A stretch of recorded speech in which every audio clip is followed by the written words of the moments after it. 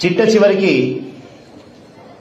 హయగ్రీవ అగస్త్య సంవాదే, హయగ్రీవుడికి అగస్త్యుడికి జరిగినటువంటి సంభాషణలో వచ్చింది సహస్రనామం లలితా వైభవం.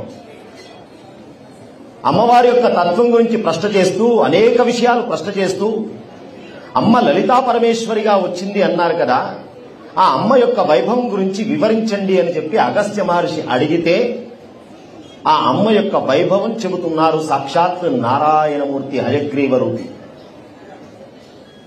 దీనికో కారణం ఉన్నదయ్యా అమ్మ లలితా స్వరూపంగా రావడానికి.